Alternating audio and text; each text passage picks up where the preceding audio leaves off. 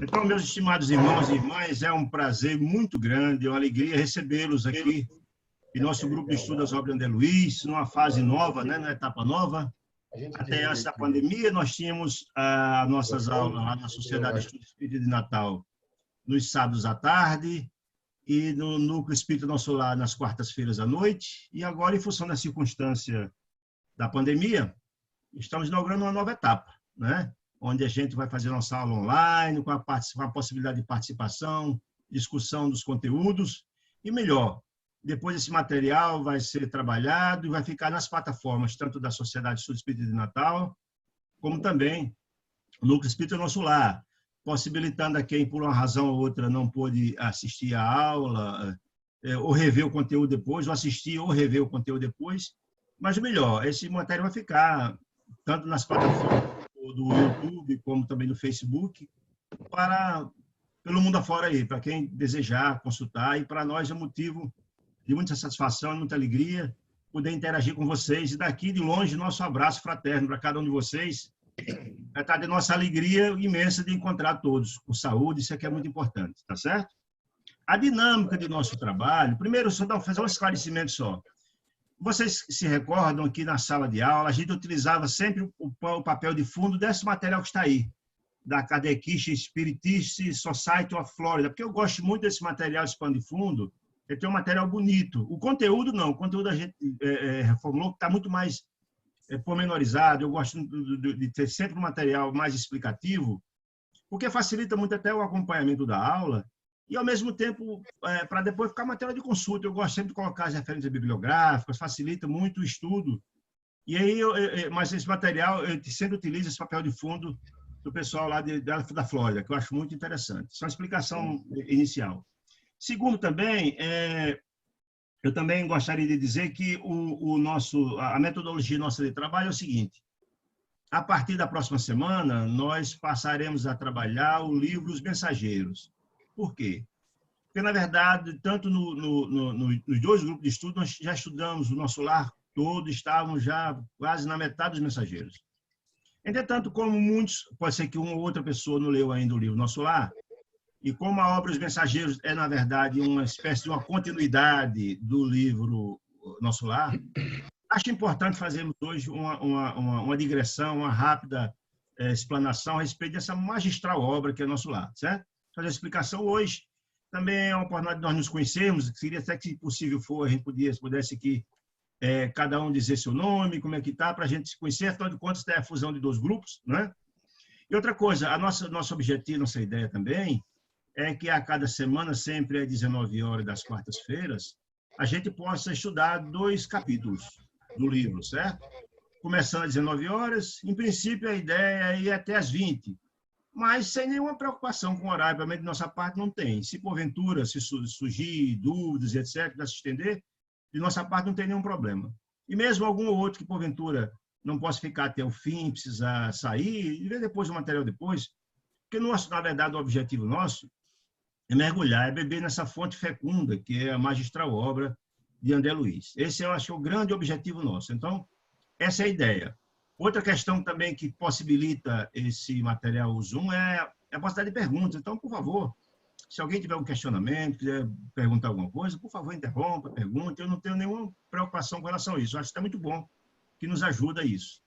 Outra coisa também que eu gostaria de pedir a todos, se possível for, sei que todo mundo tem suas atribuições, mas se puder fazer sempre a leitura prévia dos capítulos a ser estudado, facilita muito a compreensão. E mais, aqueles que estudaram os capítulos podem dar sua contribuição, porque mais que a gente olhe e estude o livro, a obra é tão fecunda, é tão rica em informações maravilhosas, que a gente lê e não consegue enxergar um ponto que outro colega lendo pode dar uma contribuição importante para a gente extrair o máximo dessa magistral obra, tá certo? Então, são essas informações, eu acho, que é muito interessante para a gente poder começar o nosso trabalho. Alguma dúvida até aí ou não? Podemos continuar? Tudo tranquilo? Muito bem.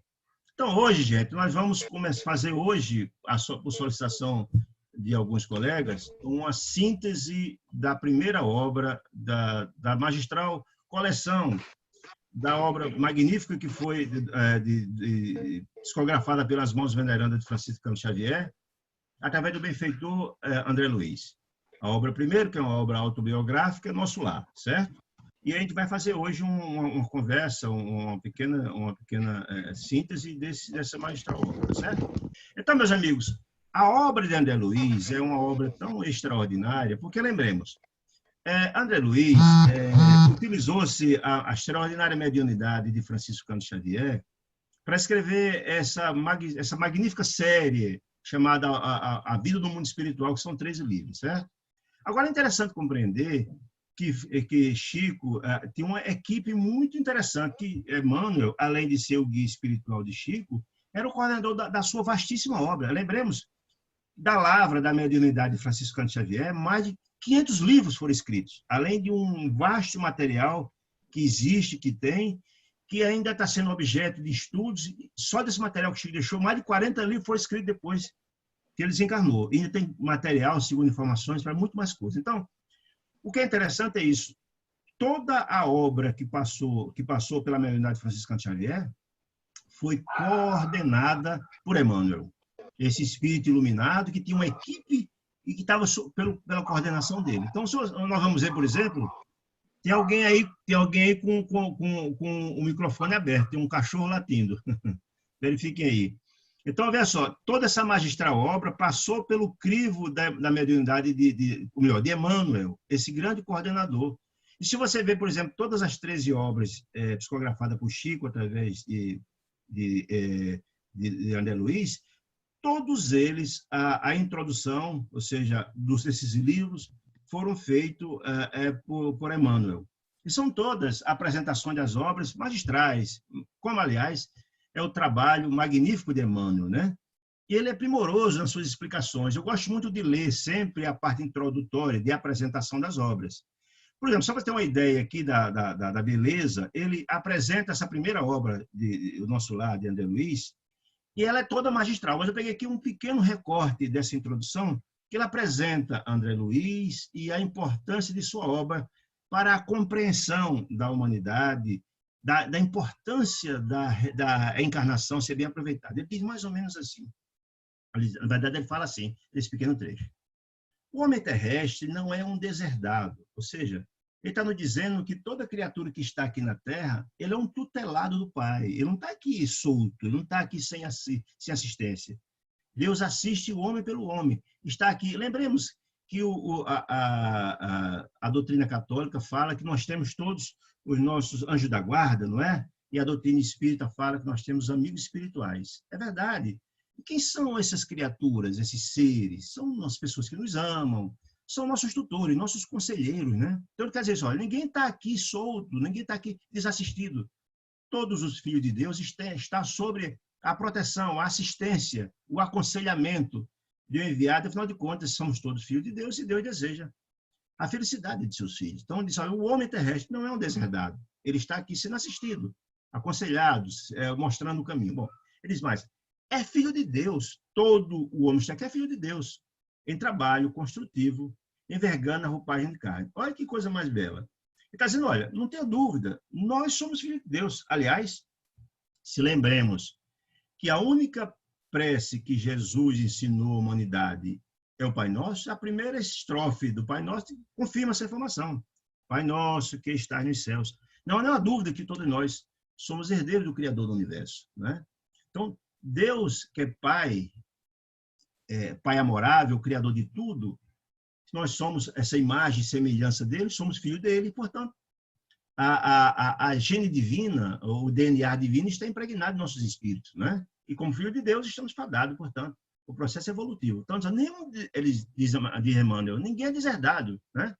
É um filho de Deus, em trabalho construtivo, envergando a roupagem de carne. É importante essa explicação por uma razão muito, muito singela.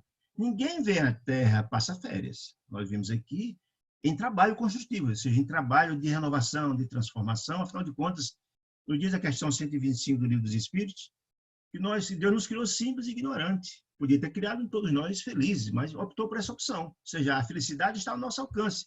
Mas, para isso, nós temos que construir essa felicidade. Então, somos filhos de Deus em trabalho construtivo. Nós somos, portanto, como Jesus nos dizia, que nós somos deuses. Claro que somos deuses, um Deus em construção. certo? Nós somos essa centelha, nós somos um Deus em potencial, obviamente, né? Que precisa elaborar, trabalhar para vindouramente, até dizer, faz brilhar a sua luz, ou seja, coloque em seu coração os sentimentos em prática do bem para poder essa centelha da luminescência, né? Ou seja, o combustível da luminescência, essas pequenas centelhas em nossos corações, é a prática do bem, que na verdade Jesus veio trazer na sua boa nova. A vivência dessa boa nova é que vai dar, é o combustível da luminescência.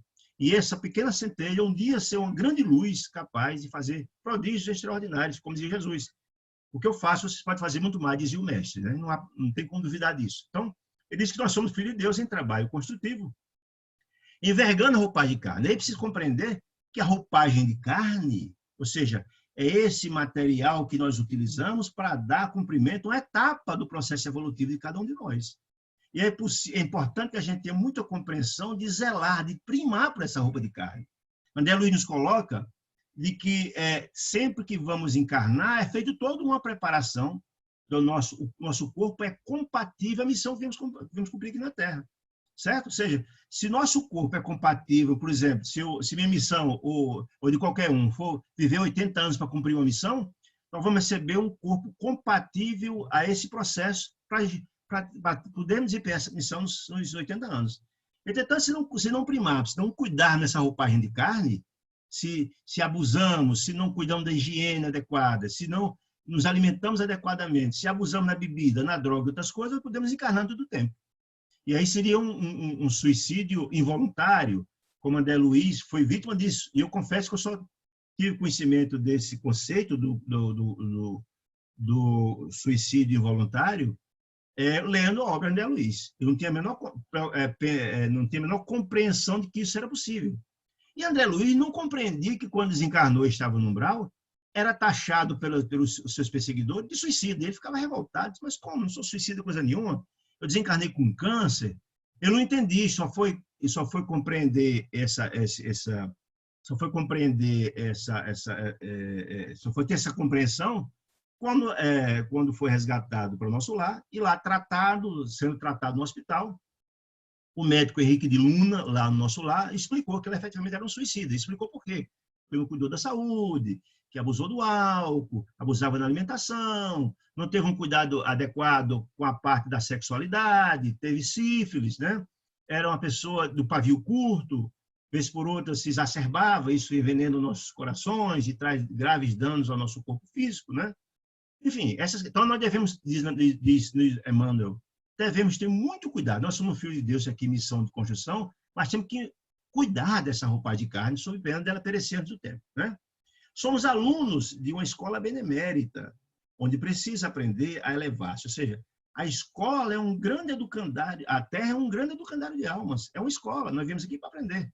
Todos nós, e André Luiz nos coloca isso nas obras dele, que quando vamos reencarnar, temos toda uma programação. Viemos aqui para aprender. Nessa reengenharia espiritual extraordinária, Deus nos cria essas possibilidades de encontrar com aquelas criaturas que, por uma razão ou outra, nos desentendemos no passado. E eles fazem essa junção extraordinária de forma que possamos nos encontrar para desatar esses nós do passado. Porque, afinal de contas, tanto nós como eles são filhos de Deus. E Deus deseja que seus filhos sejam felizes, né? Portanto, nos encontramos na Terra para nos trabalharmos, para aprendermos a amar, aprendermos a perdoar, né? Para buscar elevação. Ninguém se eleva com ódio no coração, com ressentimento, sem perdoar os outros. É mais ou menos isso. Muito bem. Aí demais.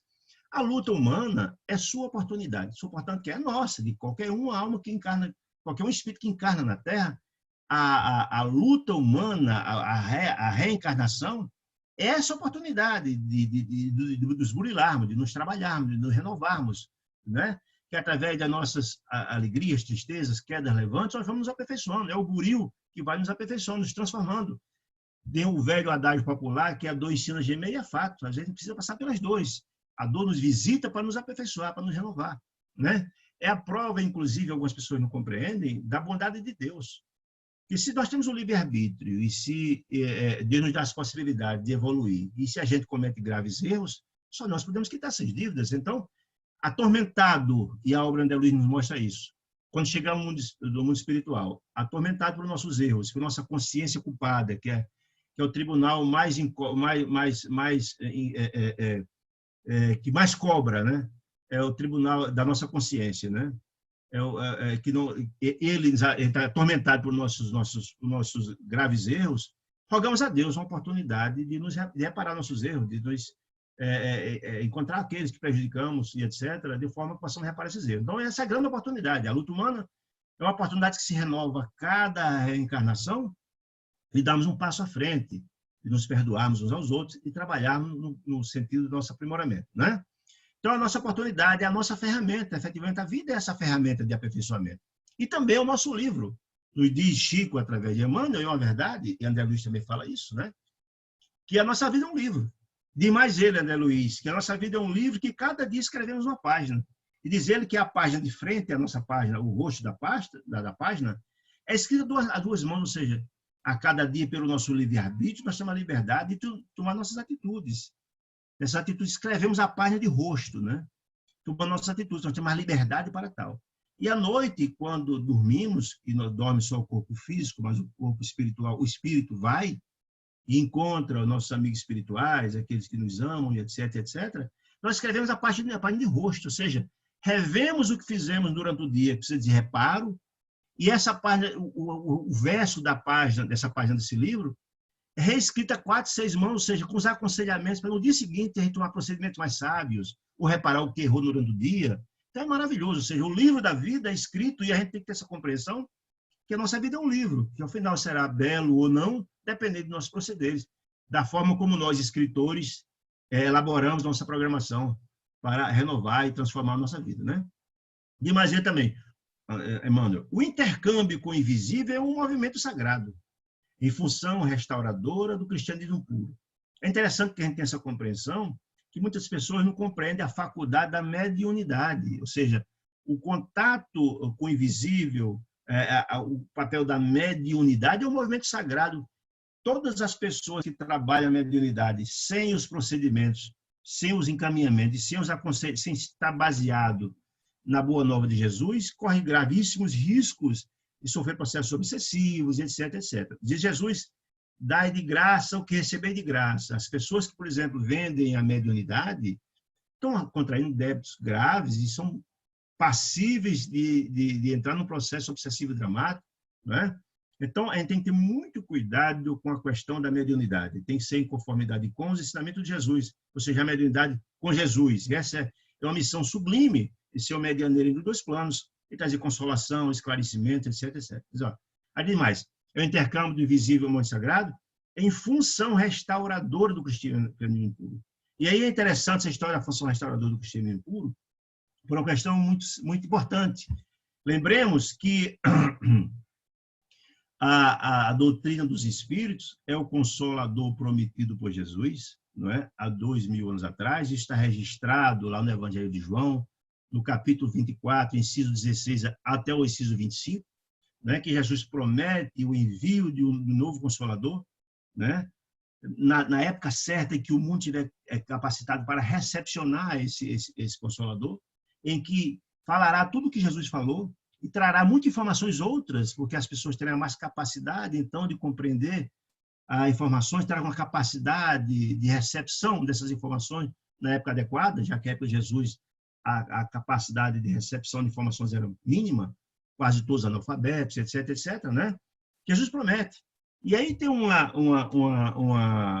explicação muito interessante no livro Tormentos da Obsessão, que foi psicografado por Divaldo Franco através do espírito de Manuel Flamengo de Miranda, que tem uma conversa no final do livro de Manuel Flamengo de Miranda com Eurípides Bassanufo, uma das maiores almas, dos maiores médios que se tem notícia que encarnou dentre nós, né? E ele comanda no mundo espiritual um hospital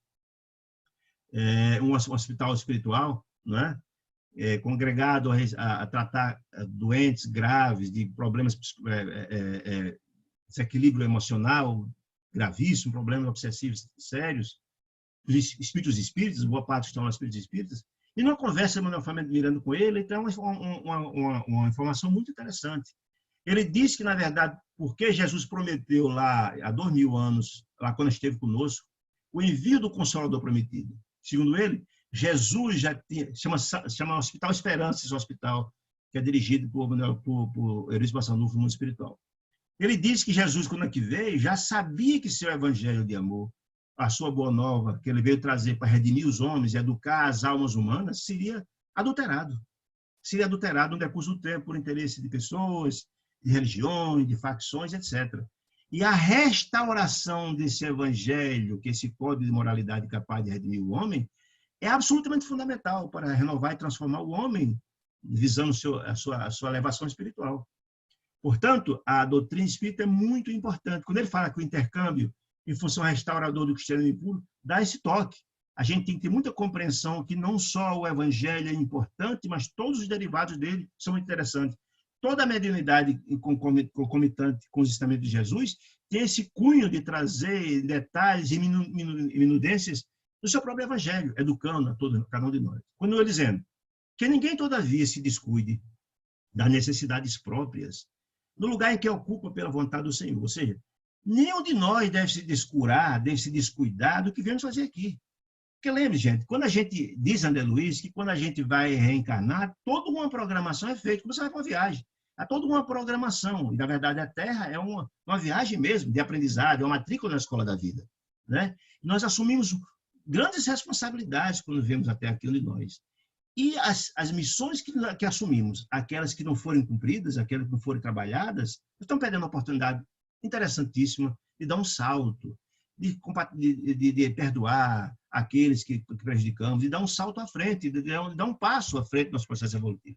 E mais ele, Emmanuel, André Luiz vem contar a você, ou seja, nós, leitores, nós que estamos olhando, estudando o livro dele, leitor amigo, que a maior surpresa da morte carnal é a de nos colocar face a face com a própria consciência.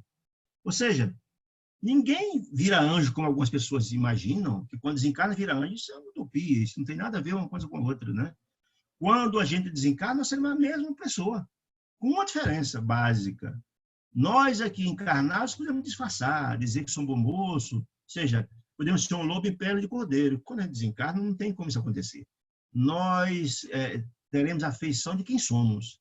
Se passamos a vida inteira trabalhando no campo do bem, da luz, da paz, teremos a luminescência compatível que albergamos e conseguimos albergar com o nosso trabalho. Mas se fizermos o mal, a desarmonia, o nosso espírito passará a sombra que exala dele. Se nós nos apresentaremos como somos. Nosso espírito é uma espécie de um flash. Tudo que fizemos está posto lá, é fácil de verificar. Nós vamos ver isso lá na frente de André Luiz, no próprio livro Nosso Lar. Ele explica isso, que é possível as criaturas enxergar no próprio, olhar o espírito, toda a sua trajetória. Os espíritos têm essa capacidade de mergulhar em cada um de nós. Então, está tudo impresso em nosso próprio perispírito, né? E mais ele, é a nossa própria consciência, onde edificamos o céu, ou seja, quase, se porventura... Lembremos que hoje nós somos a somatória de tudo que fomos daqui para trás, né? Nós somos a somatória disso tudo.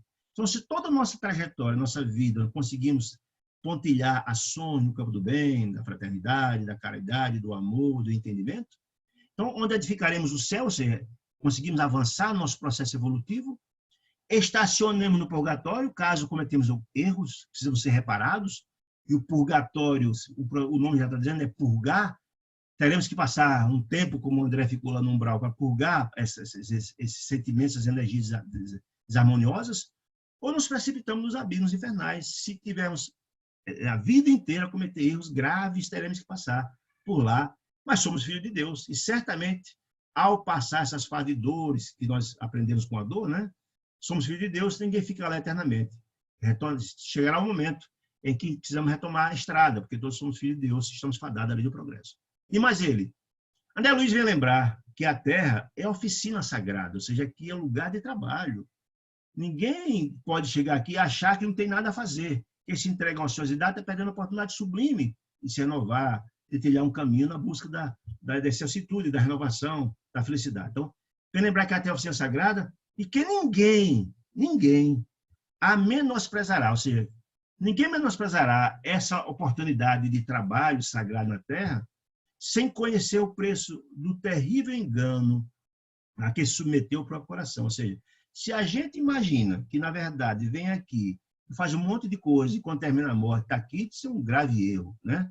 que André Luiz tem uma frase lapidar. Ele diz uma coisa extraordinária, que nós, hoje, na verdade, colhemos o que plantamos outrora. Nós vivemos hoje pela lei de ação e reação. Se hoje temos uma vida difícil, dura, cheia de provações rudes, é a colheita do passado. Entretanto, diz André Luiz, se almejamos a felicidade, todos nós almejamos, e queremos a felicidade futura, é preciso compreender que só é possível colher bons frutos no futuro se fizermos boas coisas agora, se plantarmos o bem agora. Não tem como a gente colher sem plantar, não é possível isso.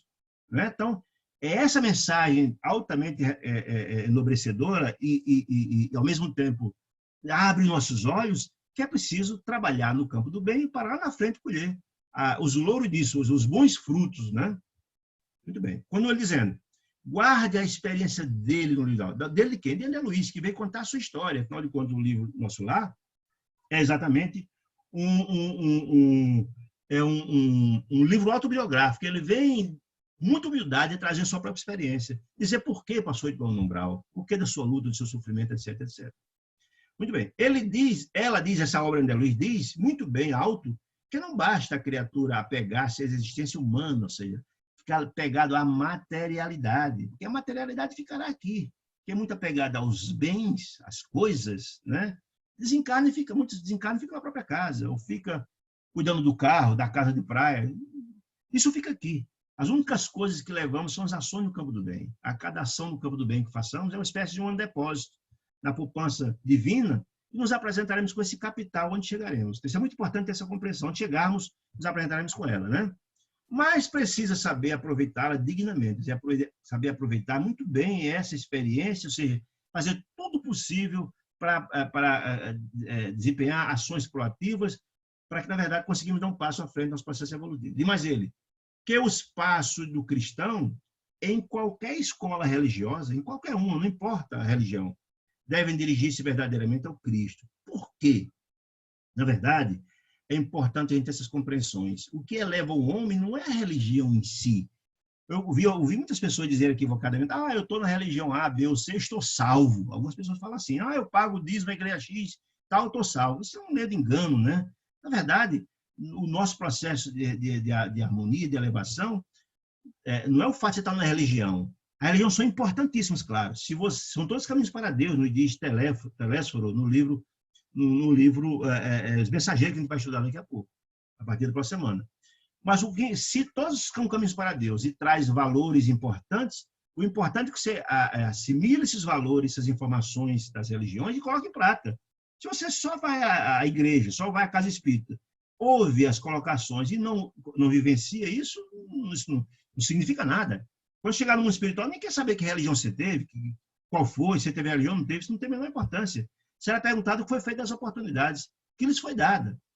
O que foi feito dos filhos que lhe foram confiados, da profissão, dos pais, dos irmãos. É isso que será perguntado. Esse é que importa, não é que religião que você teve. Né? Muito bem, quando ele dizendo, devem dirigir-se verdadeiramente ao Cristo. Por que dirigir-se ao Cristo? Porque lembremos, na questão 526 do Livro dos Espíritos, perguntado pelos Espíritos Venerandos, que era o modelo mais perfeito que Deus trouxe à humanidade, né? E guia, os Espíritos foram muito claros, Jesus de Nazaré. Por que Jesus de Nazaré? Por uma questão muito simples. É o Espírito mais puro, mais sublime, mais extraordinário que veio. Tudo que Jesus fez, falou, pensou, era sublime, era divino. Não dá para se imaginar o Espírito da envergadura de Jesus fazendo nada que não seja desse nível, né? Por isso que ela é um modelo. Quando a gente quer visar a perfeição, beleza, quer se inspirar, olhamos para Cristo, buscamos exemplo nele, ele é o modelo que devemos seguir, né? Mas mais que isso, além de modelo, é nosso guia. Por que ele é o guia? Porque ele é quem dirige-nos, foi colocado em seus ombros por Deus a responsabilidade de conduzir os filhos de Deus que vinham estagiar aqui nesse planeta, né? Então, ele, além de ser nosso guia, é também além de ser nosso modelo, nosso guia. Portanto, nós temos que mirar nele, seguir os exemplos dele, não importa que religião que você tenha. Siga a boa nova de Jesus, o que importa, diz Emmanuel. E que em nosso campo doutrinário, nós, da doutrina espírita, precisamos, em verdade, do espiritismo, com essa doutrina renovadora, como o evangelho redivivo de Jesus, que é magnífico, é grandioso, né? Mas também precisamos de espiritualismo, ou seja, que não somos só matéria e espírito, mas muito mais. Precisamos também de espiritualidade. espiritualidade são todas as ações que vemos fazer no campo da proatividade, visando o campo do bem, da caridade, da fraternidade, no amor e etc., né? Visando um divino, buscando a transcendência, a melhora, a felicidade. Então, veja que beleza essa introdução do livro Nosso Lar, feito por Emmanuel, né? Em seguida, na própria introdução também do livro de André Luiz, Nosso Lar, André Luiz também faz uma apresentação e ele nos traz aqui. Eu sei que o tempo já está bem adiantado, mas é só para a gente entender o que é importante. André Luiz dá a explicação seguinte, Nosso Lar, diz o seguinte: uma existência, diz André Luiz, é um ato, ou seja, o que é, na verdade, uma reencarnação se somos espíritos eternos? É um pequeno fragmento, um lapso temporal pequeno da nossa existência humana. É uma pequena existência que devemos aproveitar o máximo. Mas a vida de espírito eterno, isso é um átomo, é um átimo, melhor dizendo, na grande existência do espírito, né? Significa pouco nessa vida intensa e imensa que temos pela frente, né? De séculos passados e milênios que temos pela frente, com certeza, né? O que é o corpo?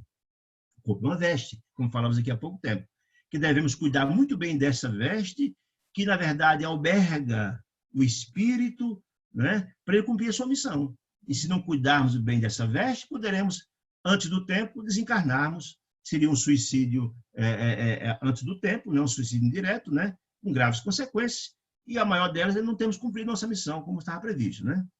E um século, o que é um século, ele está dizendo? Um século, no Espírito Eterno, no decurso dos milênios, também não é quase nada, se somos espíritos eternos, né? Então, tanto a existência, uma encarnação que bem aproveitada é importante, uma existência, um século é importante, mas na vida do Espírito Eterno de milênios significa esse pequeno ato, né? Um dia, praticamente, nessa jornada. Nós somos um grande jordaneiro, nossa jornada de Espírito Eterno, né? E um serviço, o que é um serviço? O serviço é uma experiência. A cada vez que nos colocamos a serviço, sei lá qual for a tarefa, ela é uma experiência, vivenciamos uma experiência. Não importa nem a natureza do trabalho. Todo trabalho é importante aos olhos de Deus, nos diz André Luiz no próprio livro Nosso Lar. Ele diz que todos nós, quando encarnamos, temos uma espécie de uma ficha, em que, na verdade, devemos desempenhar nosso trabalho com amor, com respeito, com dedicação, porque todos os trabalhos são importantes. Desde o faxineiro que faz o trabalho da limpeza pública até o presidente da República, todos nós temos responsabilidades. E isso surgirá as consequências das ações que viemos a tomar se a nossa missão não for bem cumprida. E toda missão é sublime, toda missão é importante, né? Então, será sempre experiências. Sempre extrairemos lições das experiências, não importa se ela será dura, se é difícil, mas sempre aprenderemos coisas de cada serviço feito. Um triunfo. A cada vez que a gente consegue fazer algo no campo do bem, que vencemos uma etapa, sem dúvida nenhuma, é uma aquisição do nosso espírito. Ou seja, a cada ação no campo do bem é aquele depósito, como eu falei, é aquele depósito nessa poupança espiritual que vamos nos apresentar com esses recursos. Para onde chegaremos, nos apresentamos com esses recursos aí, no campo do bem. Também levaremos, certamente, o déficit, né, do mal que fizemos. Mas é muito importante, a cada triunfo uma aquisição. Nós vamos albergando, agregando ao nosso espírito valores, experiências, visões e créditos. Isso é muito importante. Uma morte, o que é uma morte? A morte é um sopro renovador.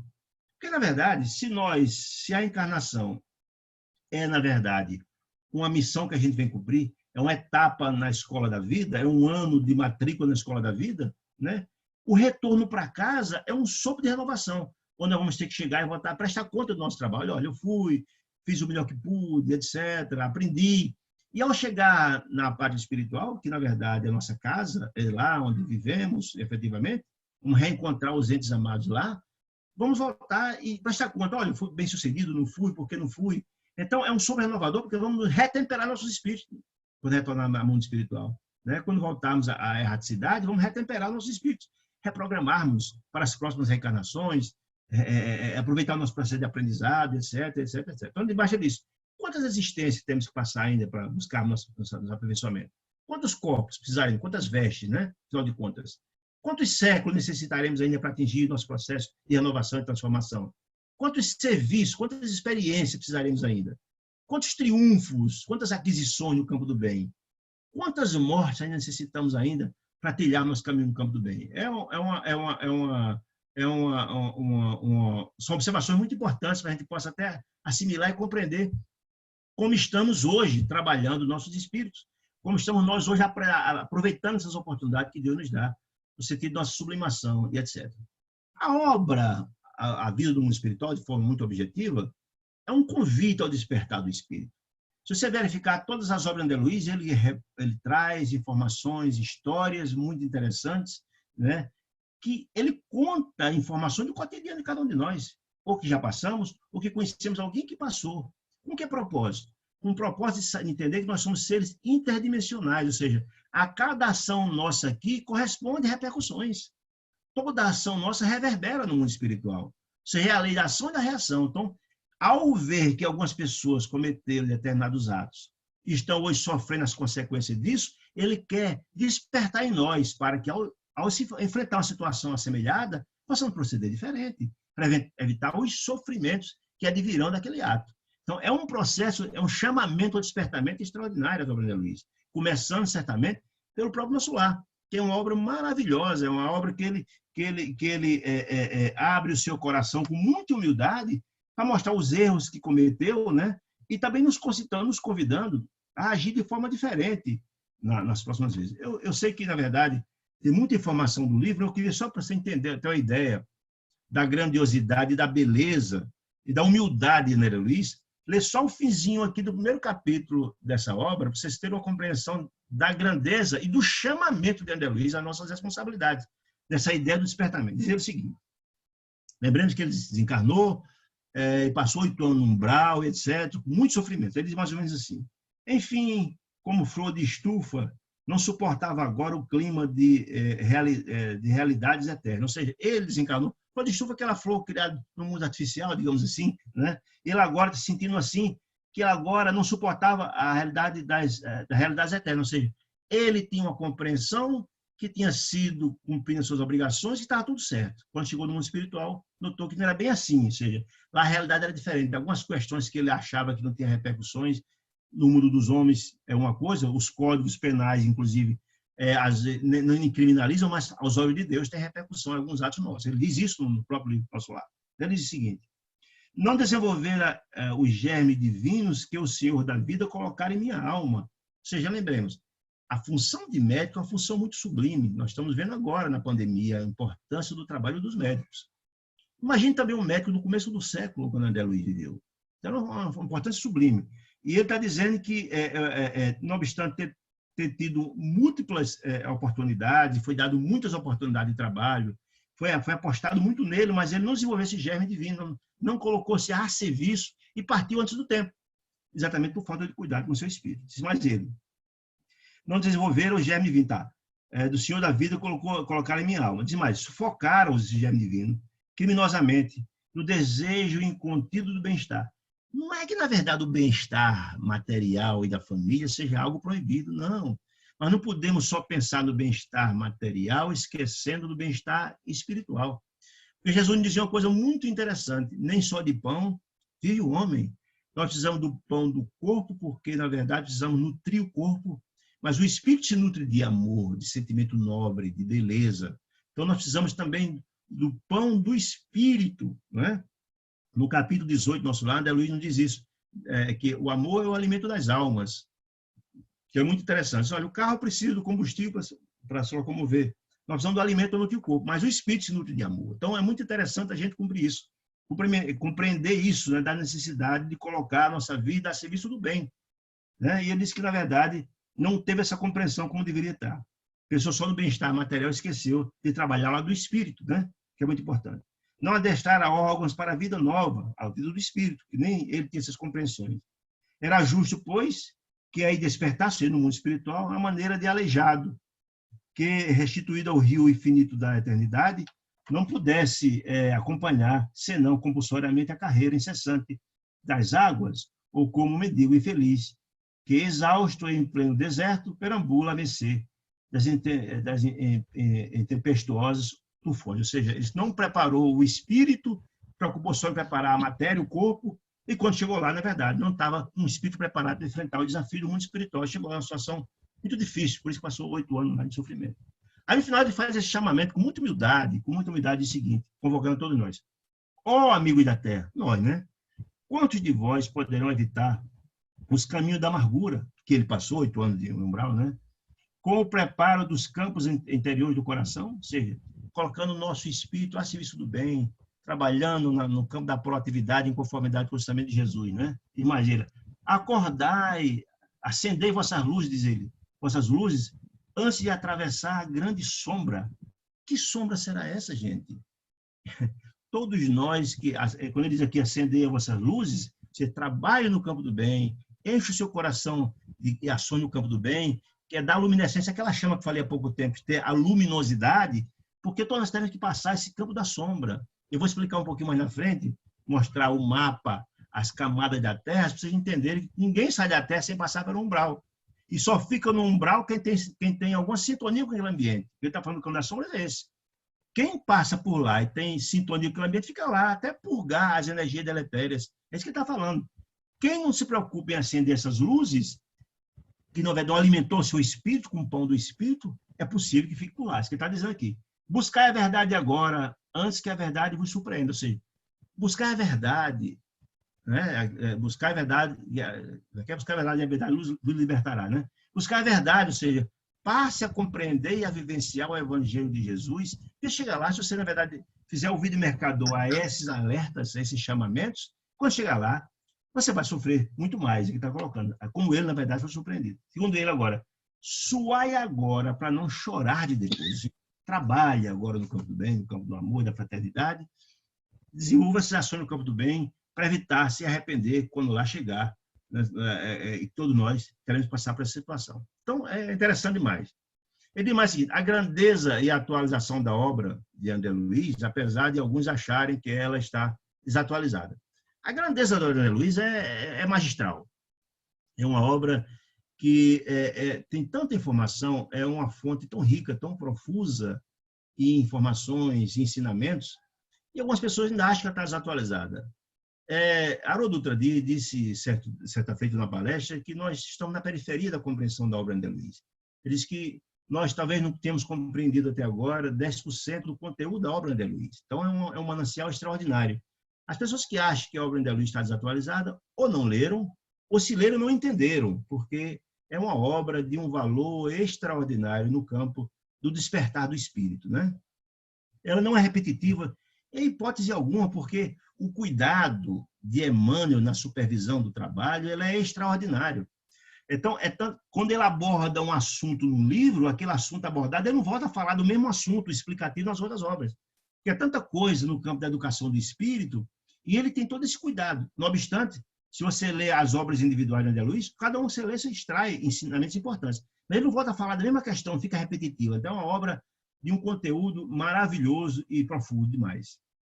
Apresenta um Deus amor, ou seja, ao contrário de outras religiões que diz que Deus pune, que Deus na verdade, pune a cada um de nós. Não, a doutrina espírita nos apresenta um Deus amor, e André Luiz também. Diz que Deus é Pai misericordioso e bom, e mesmo se a gente cometeu muitos e graves erros, de uma vez só, não é?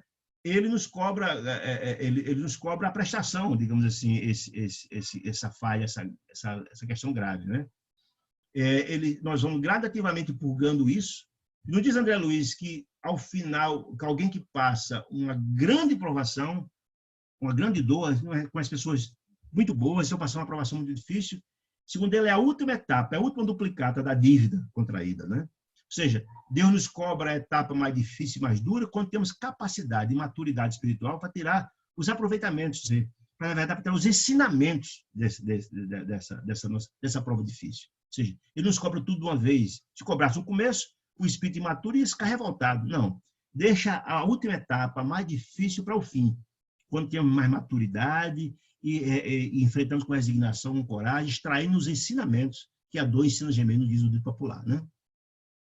Também nos mostra, com forma muito clara, no próprio livro Nosso Lar e os Outros, que Deus assiste o homem pelo homem. Por mais que cometamos erros gravíssimos, sempre haverá um Filho de Deus, em nome do Pai, a estender a sua mão amorosa para nos retirarmos dos charcos, das nossas dores profundas, soerguer-nos e colocar de novo no caminho. Nunca, ninguém está deserdado, como diz Emmanuel lá na abertura do livro, né? Na apresentação do livro. Outra coisa interessante, não julgues para não serem julgados. Eu acho muito interessante essa informação de Jesus, que André Luiz faz muita questão de dizer nas suas obras. A cada instrutor dele, normalmente ele conta a história do instrutor. Se hoje você é um espírito importante, que traz luzes, que acolhe, é uma criatura amorosa, nem sempre foi assim, amigo. Ele já teve um passado de dores, de graves erros. E ele deixa claro isso, para que a gente não julgue com muita habitualidade, como a gente tem o hábito de sempre julgar as pessoas, né? Ele mostra que as pessoas iluminadas hoje já foram criaturas réprobas no passado. E é importante para trazer na nossa consciência, como Jesus nos concitava, a indulgência. Ou seja, o que é indulgência? Não devemos exigir das pessoas mais do que ele tem capacidade de nos dar. Não adianta querer exigir de uma criatura rude atos de angelitude. Não é possível isso. Então, devemos compreender que as pessoas têm atitudes conforme o estágio que se encontram, né? André Luiz nos traz essa informação importante para colocar. Nos traz também a importância da mediunidade, né? E suas modalidades, da multiplicidade da mediunidade, da importância delas. Ele trata isso nas suas obras com muita beleza, mostrando que o médium é um intermediário, mostrando que as modalidades de mediunidade, né? A mediunidade de prova é a maioria delas, que cometemos graves erros no passado, e Deus dá por empréstimo, não é nem por mérito, né? Muitas vezes os médiuns não atingiram ainda o mérito de adquirir essa mediunidade, não é adquirida ainda, nem em grandeza, mas é um empréstimo, um adiantamento da mediunidade, com o propósito da criatura que vem assumir um compromisso no campo da mediunidade, poder desenvolver o trabalho no campo da mediunidade para resgatar aqueles que prejudicou, que é muito importante, e ao mesmo tempo que ele ajuda aqueles que prejudicou e colocando no caminho da luz, ele também se ilumina, porque está desenvolvendo o seu trabalho importante. Então, é muito interessante esse estudo. E quem foi André Luiz? É interessante porque André Luiz é um pseudônimo, nós sabemos disso, né? Mostra a sua humildade, etc., mas também, na época que André Luiz, a obra André Luiz é de 1944, né? Ele foi um médico importante no estado do Rio de Janeiro. Portanto, a família dele, boa parte, estava encarnada. Ele não utilizou o nome apropriado, o nome dele próprio, porque traria sofrimentos, angústias, dificuldades para a própria família. Ao mesmo tempo, mostra também uma humildade muito grande dele, né? De André Luiz. Ele preferiu usar um pseudônimo. Tem uma história muito interessante, quando ele veio ter com Chico. O irmão de Chico chamava-se André Luiz, estava dormindo ao lado dele. Ele pergunta a Chico como era o nome do irmão, e Chico falou que André Luiz, bom, esse será o meu pseudônimo, né? Então, é um pseudônimo de André Luiz, esse benfeitor maravilhoso, né? Há informações, inclusive, de Valdo Vieira, que também, das 3 obras dessa coleção, recebeu com Chico Xavier, de que ele seria um espírito de um médico muito importante, que viveu no começo do século no Rio de Janeiro. Mas eu prefiro a ideia de Chico. A ideia de Chico, na verdade, era preservar como ele pediu. Então, ele não em nenhum momento, Chico confirmou essa história, é possível que efetivamente seja, né? Que, segundo o Valdo Vieira, ele foi Carlos Chagas, um homem que descobriu a doença de Chagas, a cura da malária, era um pesquisador muito importante brasileiro, premiado na Europa, etc., etc., né? Valdo Vieira falou isso. Chico nunca entrou em detalhes, até porque se André Luiz pediu para não divulgar, ele preferiu deixar no anonimato. Bom, a obra Nosso Lar é uma obra autobiográfica. Essa obra conta suas dores com muita humildade, com propósito, pode dizer, de despertar em cada um de nós que não cometamos os mesmos erros que ele, ou seja, para aproveitarmos bem a nossa reencarnação, buscando nossa autoiluminação, né? E essa obra, quando surgiu em 1944, teve um imenso interesse do público, porque essa obra é recheada de revelações importantes do mundo espiritual. Como é que é a vida no mundo espiritual? Como é que as pessoas se relacionam no mundo espiritual? Como se alimentam? Como vivem? Como é a vida social? Como é a defesa no mundo espiritual? Como se locomovem no mundo espiritual? Né? Tudo isso foi trabalhado com muita beleza. Isso, quando surgiu, surgiu uma repercussão muito grande, muito interesse do público, inclusive alguns próprios espíritos ficaram reticentes a respeito do conteúdo da obra, né? Mas quase 60 anos depois da obra publicada, hoje esse assunto, o conteúdo da obra de André Luiz, hoje é pacífico, é discutido em tudo quanto é canto, está em novelas, está no cinema, né? com grande sucesso, e hoje é discutido com muita naturalidade. E o novo sempre, e informações dessa natureza, do mundo espiritual, foi novidades. Mas surgiu, e é uma obra importantíssima, né? É, inclusive, um fenômeno literário, né? Mais de 2 milhões de exemplares do livro Nosso Lar foi vendido, né? E quando foi levado para o cinema, mais de 3,4 milhões de criaturas assistiram o livro Nosso Lar, certamente muitos não espíritas, né? E é um filme extraordinário, né? Muito interessante, é uma obra maravilhosa, né? Muito interessante, com muitas informações que desperta os conceitos da doutrina espírita, são largamente aceitas por pessoas, inclusive, de outras religiões, né? Mesmo que não praticantes da doutrina espírita, né? Então, é uma obra muito importante, é uma das obras mais importantes da doutrina espírita, né? Fora as obras de Kardec. Tudo bem até agora? Alguma dúvida? Ninguém falou nada até agora, está tudo tranquilo aí? Tudo bem? Estão me ouvindo bem aí? Sim, bem demais. Ah, maravilha, muito bem. Ninguém falou nada, eu pensei que não estavam ouvindo. Bom, alguns aspectos... Obrigado, querida.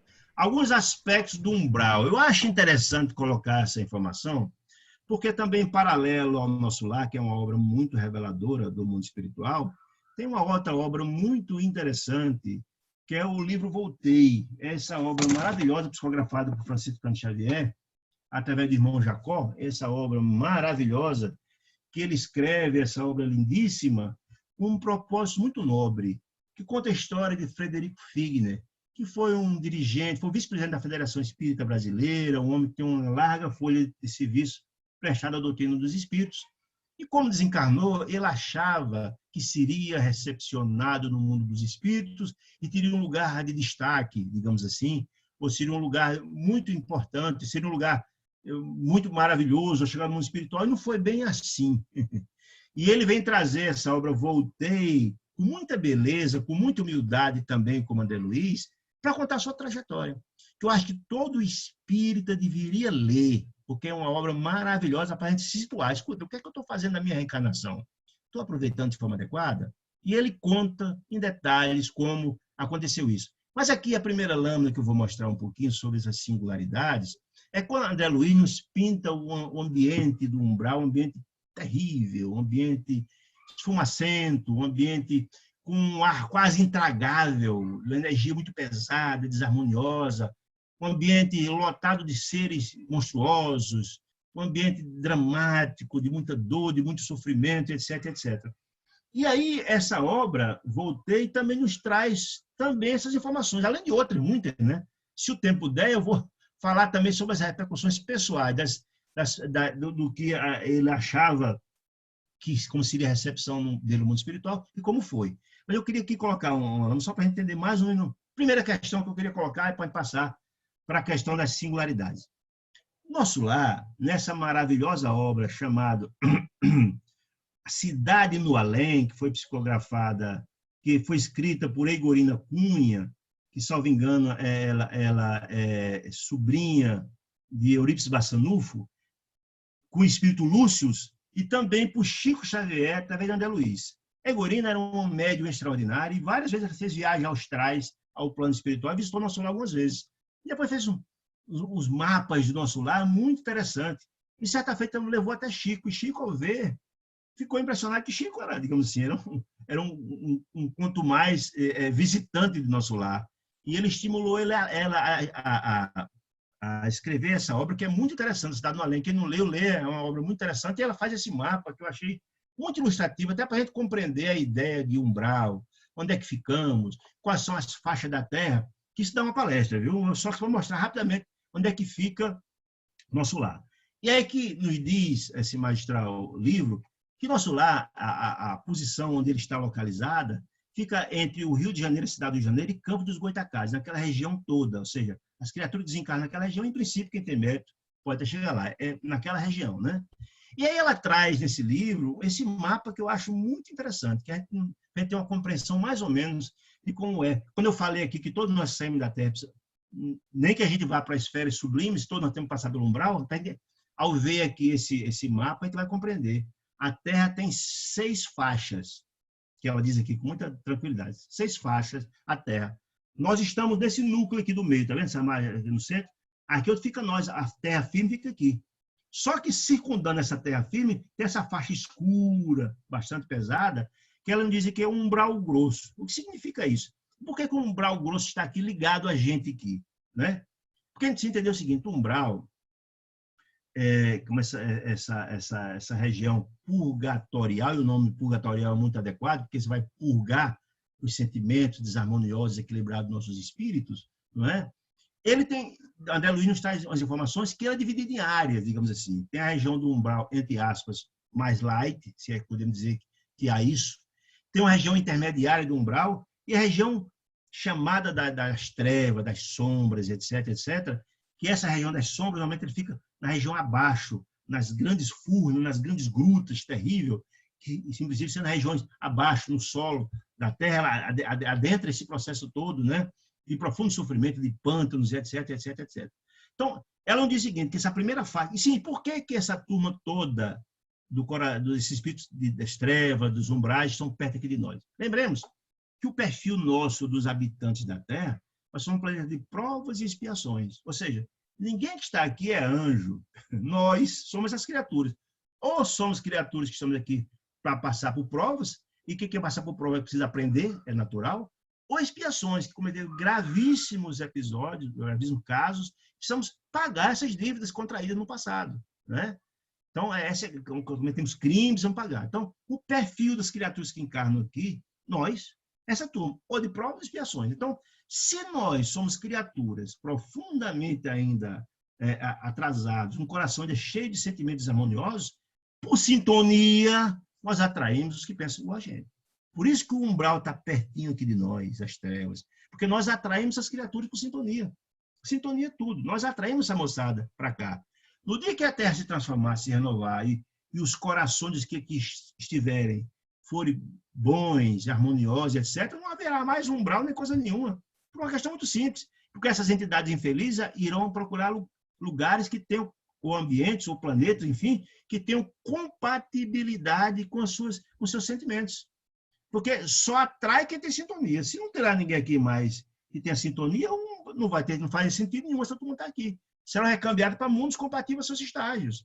Então, se a turma está perto de nós aqui, logo na faixa subsequente, todos nós que saímos passamos por essa faixa, porque entenda, se são 6 etapas, nós estamos aqui no meio, a fase seguinte é o umbral, segundo diz aqui, a fase terceira seria de moradias, onde existem várias colônias que assistem as criaturas que estão nos umbrais, nas trevas, são colônias, etc., moradias, etc.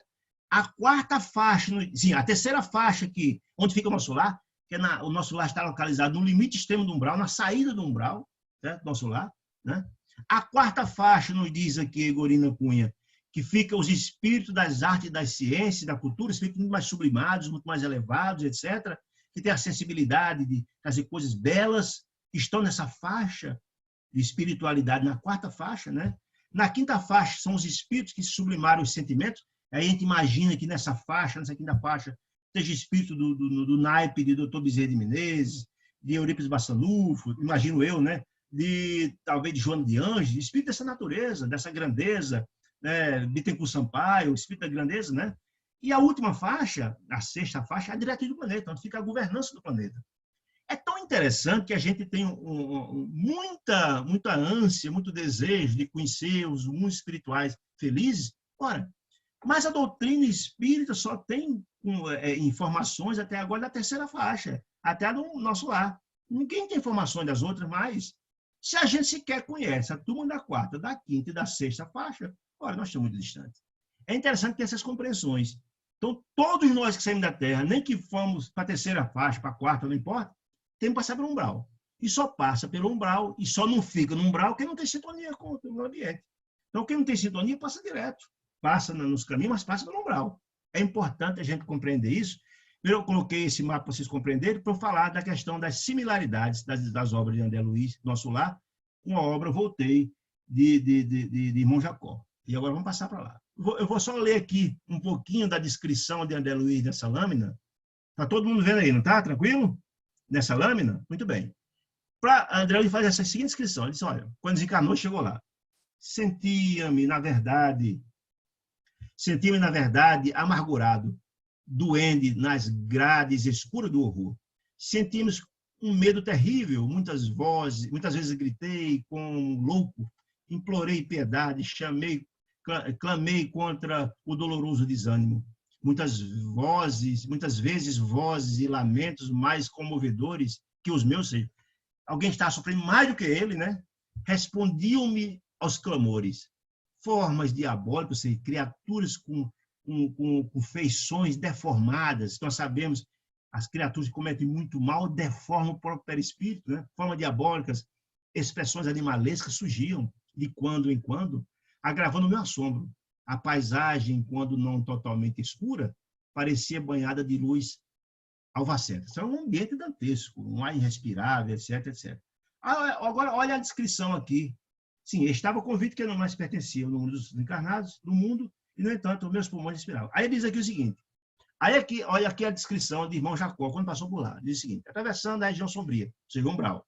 Lembremos que irmão Jacó, ele foi recolhido para levar aonde ele se destinava o doutor Bezerra de Menezes. Então, ele tinha méritos. O doutor Bezerra de Menezes não ia fazer um resgate se ele não tivesse mérito. Ele mais um grupo de espíritos desencarnados e os seus amigos espirituais que iam fazer eles iam volitando.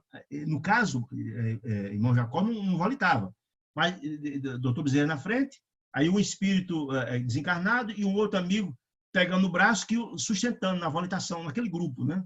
Olha só a descrição que ele faz. Possuía a perfeita noção de viajarmos sobre um vasto abismo de trevas, ou seja, aquele ambiente dantesco que André Luiz fala, ambiente de trevas. Observava, porém, admirado, que não me sentia em processo de ascensão. Porque lembra, nós estamos aqui na Terra. Para onde for, para cima, para baixo ou de lado, terá que passar por um umbral, não tem jeito, né? A ideia da verticalidade estava longe de nós, tanto quanto a linha de esferidade escapa à apreciação do homem que habita o globo da Terra. Aqui, a gente está na Terra, não tem noção que é uma esfera, né? Nem lá no umbral de uma coisa, do mesmo jeito. Reparei receoso que, no distante da estrada, eu achei importante observar essa estrada, que André Luiz nos coloca uma informação muito interessante.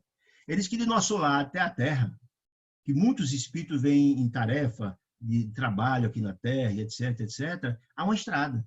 Essa estrada, ela é toda vigiada, para não haver interferência das entidades infelizes que passam pelo umbral. Ela tem uma energia diferente, onde você vai sem nenhuma perspectiva nem da energia negativa das entidades chegar lá, e é uma fluidez, uma possibilidade de você transitar sem ter a energia terrível, difícil de se transportar. Então, nessa estrada, tanto na ida como na vinda, se passa por essa estrada, passa pelo umbral, mas os espíritos que, na verdade, vão em serviço, ou mesmo que vêm encarnar do nosso lar para a Terra, para não ser tocado pela energia deletéria da entidade feliz do umbral, passam protegidos por essa estrada. E André Luiz fala lá isso, e aqui irmão Jacó fala a mesma coisa. Reparei receoso que, não obstante da estrada que percorríamos vagarosamente, apareciam sinais de vida e movimento. Ou seja, eles iam volitando para essa estrada, o grupo, né? Ruído de vozes, existia sinais de vida, ou seja, as criaturas dos umbrais. Da estrada ele conseguia enxergar todo mundo que estava na periferia da estrada. Ruído de vozes desagradáveis alcançaram-nos os ouvidos, e quando em quando. Formas monstruosas, veio o que diz André Luiz, a mesma coisa, formas monstruosas, de espaço a espaço, surgiu visível ao nosso olhar. E pelo que se me era dado perceber, flutuavam sobre a região vulcânica. Lembra que André Luiz falava que o ar era intranspirável, um ar venenoso, desarmonioso, aquele pesado? É região vulcânica, cujo solo instável. André Luiz fala nisso, que é uma região terrível, cheia de buracos, muito difícil de trafegar, energia terrível. Oferecia erupções, os vulcões ofereciam erupções nos mais diversos pontos. O que me afligia sinceramente era a contemplação de seres de lamentável aspecto além das margens. Ou seja, ele da estrada via aquele ambiente dantesco, aquele ambiente terrível de dor, sofrimento, criaturas terríveis. Não estou autorizado, olha que informação interessante, não estou autorizado a descrever que nesse particular, que particular, das criaturas monstruosas como eram, nesse particular, mas posso afiançar, né, que as figuras sinistras da mitologia grega, aquele ambiente dantesco da mitologia, ficam a dever à realidade com que eu era surpreendido. Olha que informação interessante. Primeiro, ele traz as mesmas informações de criaturas dantescas. E, ao mesmo tempo, ele diz que não foi autorizado a falar, a escrever. Por quê? André Luiz, em vários momentos das obras dele, também fala, eu não tenho autorização para falar disso. Porque o objetivo da obra de André Luiz é esclarecer, é orientar, é trazer aos nossos corações o convite à renovação. Não é amedrontar ninguém, o objetivo não é esse. Então, não tem, porque uma informação com peculiaridade desse ambiente de drama, de terrível, assustaria mais. O objetivo não é esse. O objetivo dessas obras espíritas é educar o espírito, despertar o espírito para a sua função como filho de Deus, na sua busca da excelsitude. Essa é a ideia, certo? Então, vamos voltar um pouquinho. Eu já vi isso aqui. Vamos voltar um pouquinho lá para aquela lâmina para a gente retomar aqui a discussão. Até aí, tranquilo, né? Bom, na obra de André Luiz, Nosso Lar, ele também traz uma informação muito interessante a respeito da importância da prece. Gente, agora que eu vi que o horário... nem olhei para o relógio muito aqui, o horário avançou, eu nem percebi. A importância da prece, gente, a importância da prece. André Luiz fala isso em vários momentos. Primeiro, quando ele foi recolhido do umbral, depois de 8 anos, aquele revoltado, ele estava revoltado naquele ambiente, chegou uma hora que ele cansou de sofrer e ergueu as mãos aos céus, caiu de joelho aos céus e, em um choro compulsivo, ergueu as mãos aos céus e pediu a proteção de Deus, que existisse um Deus, alguém que pudesse socorrê-lo. Ele disse que não sabe quanto tempo passou nessa prece do coração. Abriu seu coração e pediu a Deus socorro, que não aguentava mais sofrer. Foi aí, então, que apareceu o ministro Clarencio, que há 8 anos, a pedido da própria ministro Clarencio, o ministro do Nosso Lar, e que há 8 anos a mãezinha de André Luiz pediu para resgatar ele do Nosso Lar, do umbral. E ele tentava, mas não havia sintonia. A revolta de André Luiz era tanta revolta, que não havia sintonia entre eles. Na hora que André Luiz fez uma prece verdadeira, abriu seu coração e banhou seu corpo de lágrima, não lágrima de revolta, de arrependimento, de renovação, criou a sintonia entre o ministro Clarencio e André Luiz. Foi aí que foi possível se recolher. Vê a importância da prece. A prece é esse colóquio, é esse momento de recolher-se, é essa ligação entre o Criador e a criatura, em que abrimos nosso coração para colocar o Pai, as nossas dores, nossos sofrimentos. Vê a importância da prece. Em outro momento, ele fala também, quando resgatado do Nosso Lar, na hora do ângelo, na hora da Ave Maria, ele fala da beleza. Em todo o mundo espiritual, da tarde se faz Ave Maria. E ele diz que para toda a colônia espiritual, na hora de fazer Ave Maria, no palácio da governança do Nosso Lar, é feito todo mundo. E a energia que toda a colônia exala daquela prece dita do coração de amor, são coisas extraordinárias. A energia muda completamente. Ele fala de repercussões, de chuva de flores que cai em função, como resposta. A prece é uma súplica aos céus, e a resposta, essa chuva de miosótis, ele fala lá, que ao cair sobre os corpos de cada um deles trazia uma sensação de paz, de harmonia profunda. Então, vê a importância da prece. E ele também fala de que uma certa noite, quando ele se reúne com André Luiz, na noite enluarada belíssima em Nosso Lar, quando ele estava lá no terraço, aquela noite linda de lua, ele sentiu uma paz profunda. E ele perguntou, então, a Lísias, que é o enfermeiro, amigo muito querido dele, que paz era aquela. E Lísias disse que existia um acordo em Nosso Lar, das mentes equilibradas em Nosso Lar, que toda noite, por aqueles horários, todos entravam em prece. E essa prece coletivada tem uma repercussão gigantesca. Porque aquele sentimento, aquela prece coletivada, tem uma sensação de paz. Eles que nunca sentiam uma paz tão grandiosa, porque aquela energia que pululava lá era um sentimento tão grandioso, era fruto dessa prece coletiva. Aí a gente vê a importância da prece em cada um de nós, que devemos sempre lançar a mão à prece, devemos fazer a prece sempre, em qualquer lugar, em qualquer momento. Né? Ele também fala do amor, no capítulo 18 do Nosso Lar, do amor ao alimento das almas, que ele diz exatamente isso, que, na verdade, o corpo precisa do alimento físico para nutrir-se, mas que o espírito nutre somente de amor. Isso é de uma beleza extraordinária. Isso, quando Jesus falava para alimentarmos uns aos outros, ele está falando, na verdade, para amarmos uns aos outros. Olha que coisa bonita, né? Alimentar uns aos outros na linguagem evangélica de Jesus é amarmos uns aos outros, porque, segundo ele, o corpo nutre o espírito como o carro precisa do combustível para andar. E o corpo também, para se nutrir, para continuar. Mas o espírito nutre-se somente de amor. É o alimento das almas, como dizia Jesus. Ou seja, nós precisamos nutrir nosso espírito em frente. Isso é tão fácil de compreender por uma questão muito singela. Quando está com uma dor muito pungente, um problema muito dramático, a gente recorre a quem? A quem amamos, né? O colo de mamãe, do papai, do vovô. A gente busca aconchego em quem a gente ama. E quando chega lá e a mãe acolhe no colo, e dá carinho e dá amor, e dá bem, meu filho, tenha paciência, que isso vai passar, calma. Você sai lá com o espírito recuperado, alimentado, fortalecido para enfrentar a dificuldade. Meu filho, tenha calma, tenha paciência, estou aqui ao seu lado para lhe ajudar. Você sai dali fortalecido e corajado para enfrentar, por maior que seja o desafio. Porque o amor é o alimento das almas. Isso é maravilhoso. Também o perdão é trabalhado no nosso lado de uma forma belíssima.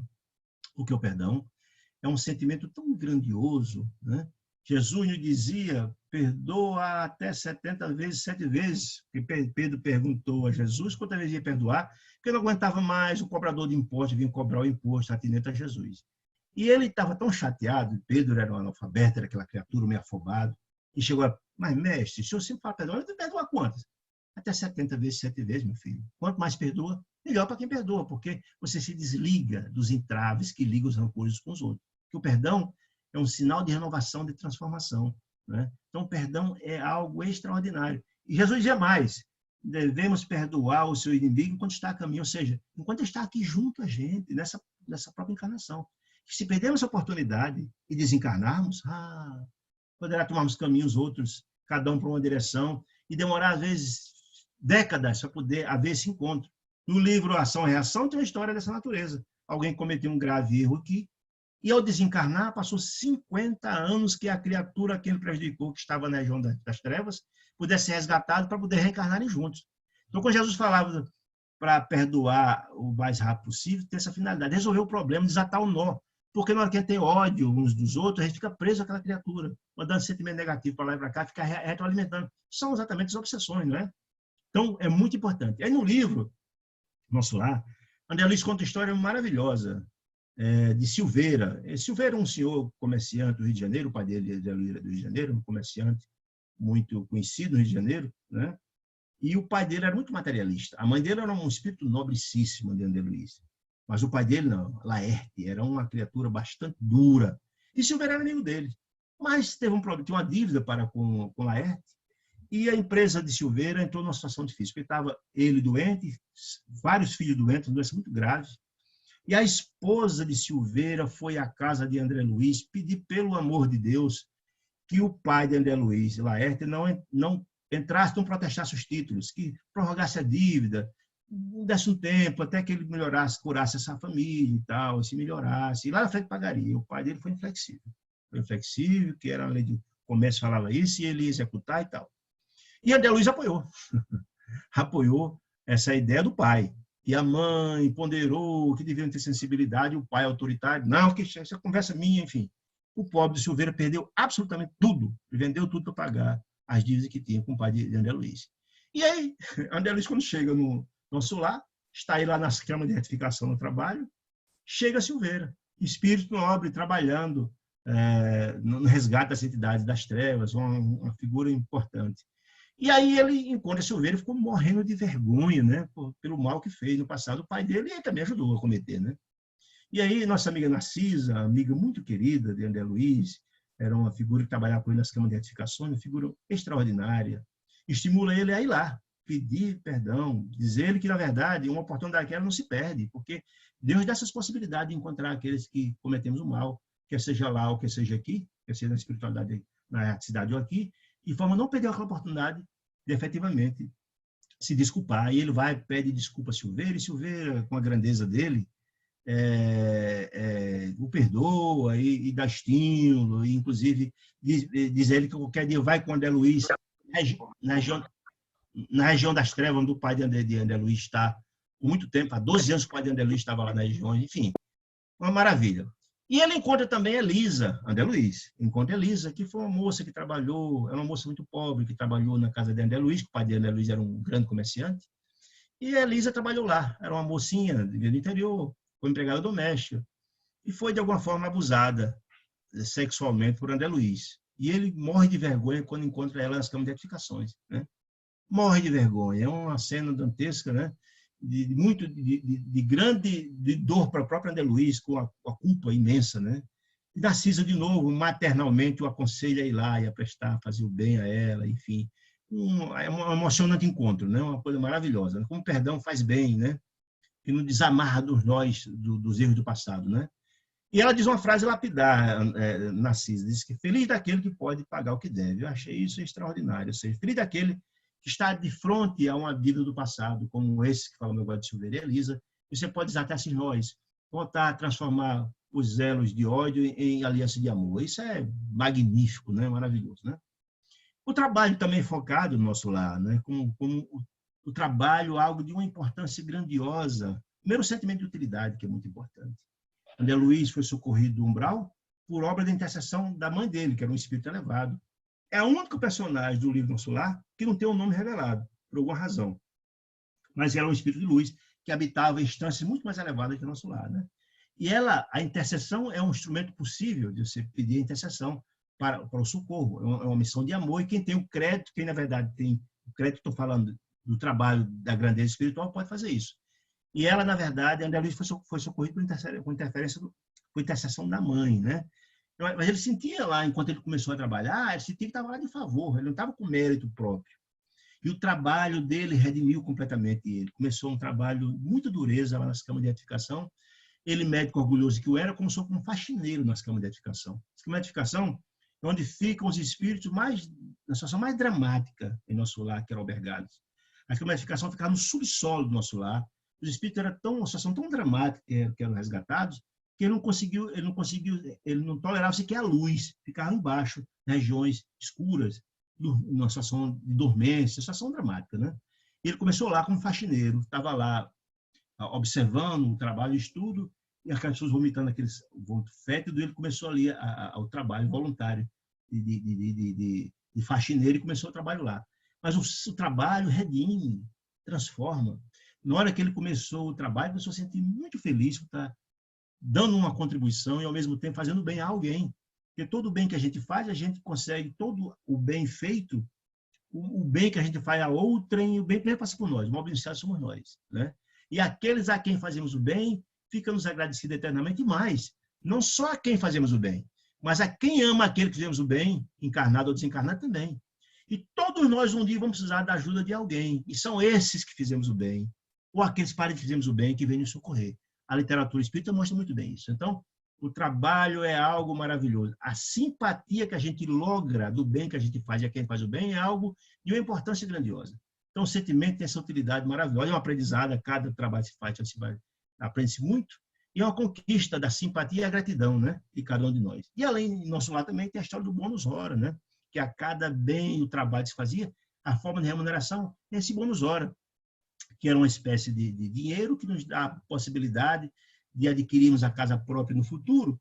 Lá é possível, só uma casa para uma família, não pode existir especulação imobiliária no mundo espiritual. Mas também, através do mérito, do bônus, do trabalho feito, você tem acesso a excursões de aprendizado, a cursos de aprendizado, a regiões de lazer que no mundo espiritual também tem, né? Então, é o mérito. Aqueles que não trabalham, não têm o bônus hora, tem alimento, tem local de ficar, tem a roupa e tal. Mas, além disso, você tem que ter o mérito. O trabalho redime, traz conhecimento e, ao mesmo tempo, tem essa possibilidade extraordinária. A humildade para começar, André Luiz, eu também explicar que começou, médico renomado que eu era, começou como faxineiro no mundo espiritual, mas felicíssimo por estar sendo útil, né? Exemplos na obra de André Luiz tem múltiplos, mas da Ministra Veneranda merece consideração. A Ministra Veneranda era espírito de uma grandeza tão extraordinária, né? Tão extraordinária, que ela estava no nosso lar, era a criatura que estava no nosso lar, depois do governador da colônia, era a criatura mais antiga que estava lá no nosso lar, né? É uma criatura com uma grandeza tão interessante, que eu poderia falar muito mais, que o tempo, agora estou vendo que o tempo está bem adiantado, mas só para dar uma ideia da grandeza de Veneranda, Veneranda, fora o governador da colônia, é o único espírito do nosso lar que esteve pessoalmente com Jesus de Nazaré, nas suas resplandecências. Imagina a grandeza desse espírito, de humildade extraordinária. Estava há mais de 1000 anos dedicado a um grupo de espíritos da família dela que ela assistia. Por isso estava lá em nosso lar, precisando resgatar essas pessoas. Ela poderia habitar esferas muito mais elevadas com a grandeza que ela tinha, mas a humildade dela era demais e ela estava lá em assistência e ajuda, por amor. Por amor, esse sentimento inquebrantável, né, grandioso, que une as pessoas em qualquer lugar que esteja, e ela estava lá em missão de amor. Amizade, a importância da amizade é sensacional. Quando André Luiz chega em nosso lar resgatado, ele passa a ter uma amizade muito grande com o Lísias, que foi um enfermeiro, que começou a assisti-lo, além de ser o tutelado do Vinícius Clarencio, né? E Lísias era muito mais que um enfermeiro, era um amigo, era um companheiro, uma espécie de assistência social, dava toda a assistência a Lísias. E numa conversa depois de Dona Laura, que é a mãe de Lísias, que depois que ele teve alta, foi convidado por Lísias a morar na casa de Dona Laura, porque, ao contrário de André Luiz não tinha nenhum familiar em nosso lar, nenhum. Olha que interessante. A família de André Luiz é uma família bem desequilibrada. Só a mãe que era um espírito venerando. O pai dele estava há 12 anos nas regiões intermediárias das trevas, entre o umbral e as trevas. Por ter sido uma conduta bastante desequilibrada, né? Duas irmãs outras de André Luiz estavam no umbral. Estavam ainda, quando ele estava no umbral, né? Só a mãe dele, que era um espírito venerando, e uma irmã mais nova de André Luiz, que desencarnou muito jovem, que estava no mundo espiritual, dá a entender que era a mesma dimensão da mãe e que ajuda esse povo todo. Era o pai que estava 12 anos na região das trevas, André Luiz passou 8 anos no umbral, e as duas irmãs outras. Mas a família de Lísias, o enfermeiro, não, ao contrário. Todo estava em nosso lar. Ricardo, que era o pai dele, foi o primeiro que desencarnou e construiu a família. Depois Dona Laura veio, que era mãe dele, veio Lísia e as 3 irmãs e a sobrinha. Estava todo mundo lá, era uma família equilibrada, né? E Dona Laura recebe ele na casa de Lísia, André Luiz, quando teve alta, como uma mãe, com muito carinho, com muito amor, né? E ele tem uma assistência extraordinária desse povo, e depois foi mostrado que há sintonias, que ela não quis dizer com clareza qual era, mas que havia ligações entre eles, entre a família de Lísias e a família de Dona Laura, né? Aí Tobias, que era o chefe das câmaras de edificações, e Narcisa, que era uma enfermeira muito querida, que tratava ele como uma mãe também no nosso lar. Todas essas pessoas tiveram uma importância gigantesca no restabelecimento e também em levar luzes, porque a espiritualidade maior sabe. Quando André Luiz chegou, tem uma frase muito interessante de Lísias, logo no começo, que dizia que ele teria um papel muito importante vindouramente no nosso lar. Ou seja, ele já vislumbrava a tarefa gigantesca que André Luiz nem sonhava, né? Ele chegou doente lá, né? Mas a espiritualidade maior tem essas informações. Então, a importância da amizade. E ele teve as amizades que foram importantíssimas no seu processo de redenção. Outra coisa interessante, a importância do evangelho no lar. André Luiz nos diz que o evangelho no lar é quem pratica o evangelho no lar, a sua casa se transforma numa fortaleza contra as sombras, contra o mal. Porque, segundo ele, quando a gente estabelece um dia e um horário para ter o evangelho no lar, uma equipe espiritual designada para assistir aquele ato. E são trazidos espíritos infelizes que estão na redondeza, estão nas circunvizinhanças, que desencarnam, mas não conseguem sair daqui, ficam na vizinhança, e são trazidos para ouvir o evangelho. E naquele ambiente do evangelho são tratados pela espiritualidade. E ao final do tratamento, alguns são encaminhados às colônias espirituais. Ou seja, sua casa se transforma numa espécie de uma enfermaria do mundo espiritual. Então, se você tem sempre os emissários do bem em sua casa, que transforma em enfermaria, a sombra não chega. Porque a turma da sombra não se aproxima, não está à luz, né? Então, a importância do evangelho é maravilhosa, né? A questão da reencarnação.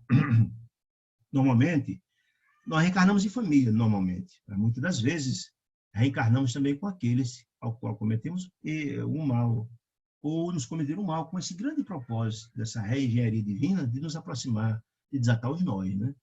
Então, o exemplo é isso, a própria família de Lísias, a gente vê essa história. A hora que está todo mundo aqui, e tem uns lá no mundo espiritual, os que estão lá cuidam do de cá, fazem tudo para ajudar o de cá, os que estão aqui também fazem as preces por lá, essa sintonia que acontece, né? Essas ligações, né? Tem as reencarnações acontecem ou ligações consanguíneas ou espirituais, as afinidades, né? No caso da André Luiz, da Lísias, tinha uma afinidade imensa. Já de André Luiz, não. Uma parte tinha no umbral, tem outra nas trevas, né? Então é interessante isso. As reencarnações normalmente acontecem em família, mas parece por obra de Deus, às vezes encontra criaturas que são desafetos do passado.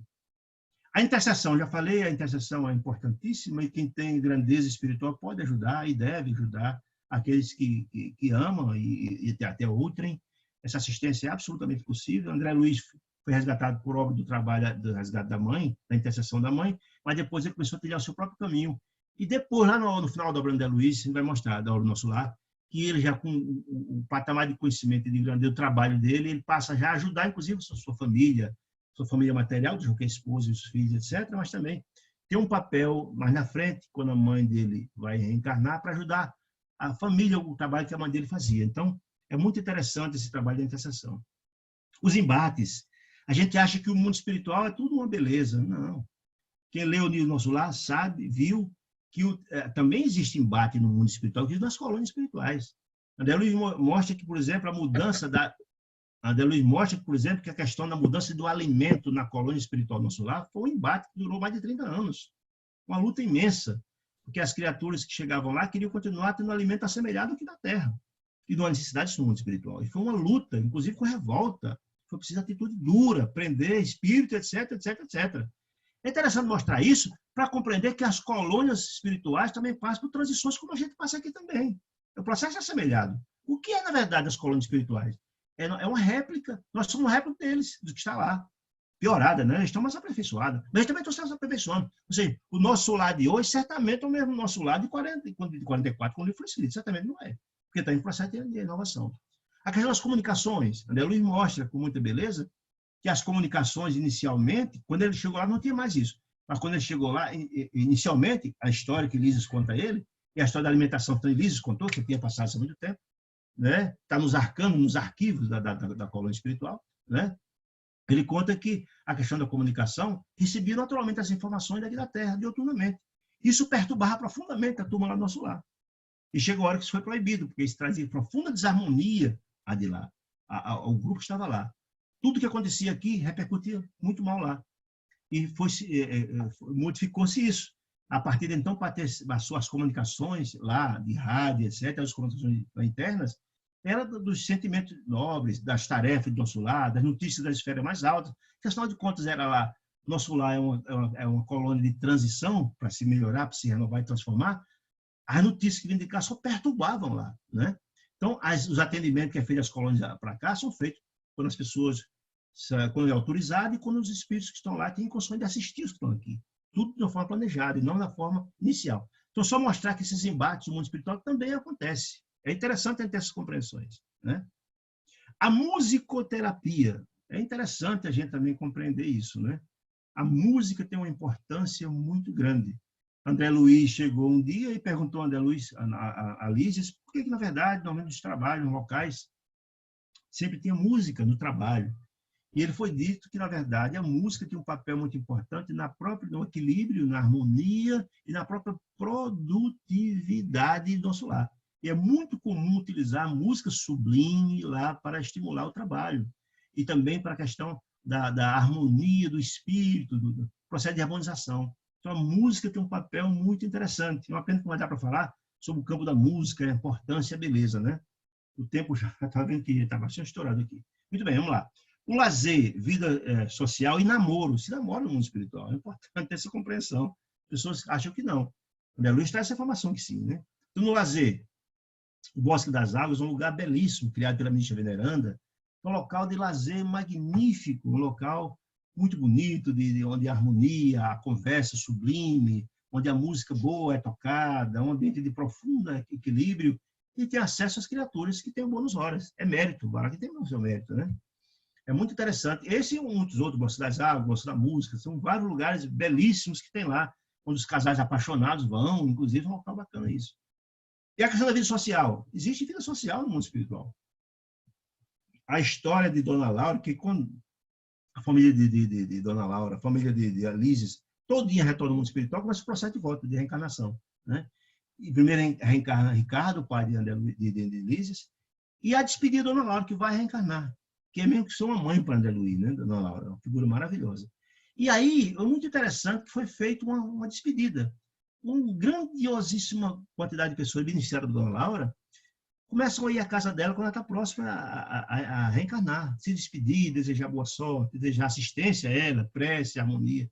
E é belíssimo, uma coisa interessantíssima, porque a vida social existe no mundo espiritual. As pessoas se visitam, pessoas que se amam se visitam, se assistem, é muito bacana, né? E como, na verdade, existe também no mundo espiritual, como falei, a questão do namoro, né? Lísias, inclusive, tem uma noiva chamada Lacínia, e essa Lacínia é apresentada a André Luiz com a visita no Bosque da Música, quando André Luiz vai visitar com Lísias, né? mostrando que existe. Ele explica, sim, que o amor, o namoro, o noivado, o mundo espiritual é muito mais sublime, que não dá para esconder sentimentos, são sentimentos puros, né? É interessante mostrar isso, que no mundo espiritual é algo parecido com aqui, com o chão, com animais, com florestas, só que o ar é muito mais sublime, muito mais harmonioso, as emanações da luz, do sol que chegam são diferentes daqui, mas é a mesma ideia, é uma atmosfera muito mais diáfana, muito mais pura, muito mais leve, né? É interessante mostrar essas questões, né? O que mais que eu posso colocar aqui? Musicoterapia e tal. Toque do clarim, eu acho isso interessantíssimo, porque nos diz André Luiz que no mundo espiritual, sempre diante de um fato muito grave, é tocado o clarim pelos espíritos encarregados dos avisos do mundo espiritual. Então, ele nos diz o seguinte, que quando eclodiu a Segunda Guerra Mundial, em 1939, foi tocado o clarim no mundo espiritual. Não só lá, não só atinge a colônia solar, todos são atingidos. Por quê? Com o objetivo de avisar que algo muito grave iria acontecer. Em que propósito? Na Segunda Guerra Mundial, quando acontece um embate, uma guerra, a turma dos umbrais das trevas são atraídos pelo ódio coletivado da própria guerra. Muitas dessas criaturas vêm para cá e chegam também e atacam também as colônias espirituais. Então, muitas providências foram tomadas a partir do toque do clarim. Sabiam todos eles que algo muito grave iria acontecer. Foi feito todo um trabalho de reforço da segurança do nosso lar para evitar uma eventual invasão. Foi feito preparar equipes espirituais extraordinárias de assistência às famílias enlutadas ou que iam sofrer com a guerra aqui na Terra, equipes que viriam trabalhar aqui, né? Equipes que iriam trabalhar junto a desencarnados nos fronts de guerra, que é uma sessão dantesca, e equipes que iriam preparadas para receber os espíritos encarnados do nosso lar. Então, muitas providências importantes foram tomadas, e esse sinal para que essas providências comecem a ser pensadas e planejadas é o clarim no mundo espiritual. E aí uma informação muito interessante, quando falamos aqui sobre a transição planetária, que Divaldo nos fala que em setembro do ano passado foi tocado o clarim no mundo espiritual, informação chegada até ele por Chico Xavier, e que algo muito grave aconteceria. Isso em setembro, em dezembro, estourou a pandemia do coronavírus em Wuhan, na China, né? Então é importante ter essas compreensões disso, né? Os efeitos espirituais do front de guerra é terrível, terrível. Ele narra a cena de um front de guerra é terrível no campo da materialidade. Ele mostra no campo da espiritualidade as entidades enfurecidas dos dois lados, atiçando entidades dantescas, terríveis, ódio, etc. E ele mostra, inclusive, as figuras agressoras que decretaram a guerra, as criaturas em desencarne, a situação dramática, esse encontro do ódio imenso, né? Que a assistência espiritual tenta socorrê-los e muitos fogem porque não desejam a assistência da luz. É terrível, mas ele mostra muito bem como é que é o front de batalha sobre a ótica da espiritualidade e é terrível. Ele mostra muito bem isso, os efeitos disso. Aliás, a obra André Luiz, Nosso Lar, narra muito interessante os efeitos deletério da própria guerra, a fase inicial do processo de preparação, o trabalho da espiritualidade para evitar que a guerra acontecesse durante e depois. A renúncia é outra coisa a trabalhar também no nosso lar. A mãe de André Luiz, esse anjo tutelar, magnífica, que é tão grandiosa e querendo assistir todo mundo. A mãe de André Luiz, essa alma generosa, o marido dela, chamado Laerte, ele, além de ser um comerciante aqui, ganancioso, etc, etc, etc, tinha uma vida paralela, com duas outras mulheres, uma vida paralela, né? E ele prometeu mundos e fundos a duas criaturas, e quando ele desencarnou, essas duas criaturas seguraram ele no mundo espiritual, lá, na região intermediária da região dos umbrais, pesado intermediário, e o segurou por 12 anos. Ele tentava se desvencilhar e não conseguia. A própria mãe de André Luiz tentava assisti-lo, reencarná-lo, e não tinha jeito. No final, ela tem uma atitude tão belíssima, a gente mostra a beleza do amor. O amor é um sentimento incondicional, inquebrantável. Mesmo diante de tudo isso, ela se dispõe, é um gesto de renúncia belíssimo, a reencarnar, receber o mesmo marido, né? E receber as duas mulheres que traíram ela com o marido, que estão numa situação muito dramática nas regiões trevosas, como filhos. Olha que gesto de renúncia magnífico. O amor é sentimento sublime. Não importa nem que os outros nos amem, não importa. Amar é o suficiente. Amor é um sentimento tão grandioso que não é condicional. Você simplesmente ama. É um amor incondicional. Esse é o amor sublime, não o amor que a gente tem aqui, é uma visão muito pequena do amor, né? O amor é essa variante que a gente está distante de ter uma compreensão a miúde da profundidade desse sentimento grandioso, né? A visita à família. É muito interessante essa questão, porque André Luiz, nesses 8 anos que ficou no Umbral, sempre pedia, tal, se lamentava para lá, para cá, que queria vir visitar a família. De tanta espiritualidade, sabe que, na verdade, isso é tudo no seu tempo. Se ele tivesse vindo antes do tempo, quem leu o livro As Memórias de um Suicídio deve se recordar que um dos espíritos lá que insistiu, até que a espiritualidade permitiu, ele veio e não voltou mais lá para a Legião de Maria, onde estava. Porque o choque foi tão violento, você não estava preparado para isso. Mesmo assim, André, preparado, passou 8 anos, veio na companhia do ministro Clarence, foi deixado na casa da família, ele teve um choque muito grande. Porque ele imaginava, ele sonhava encontrar a casa do mesmo jeito que era antes, encontrar todos os filhos, a esposa, chorosa esperando por ele, os filhos lembrando dele, foi um choque. Quando ele chegou, a casa estava completamente diferente. Todos os móveis que ele tinha comprado, nem a fotografia dele com a família existia mais. A mulher dele casada com outro, proibia, inclusive, que fosse colocado o nome dele na casa. A filha mais velha era a única das filhas, tinha 3 filhos, um rapaz e 2 meninas, uma menina mais velha e uma menina mais nova, e um rapaz intermediário, e o único na casa que pensava nele era a filha mais velha, a única.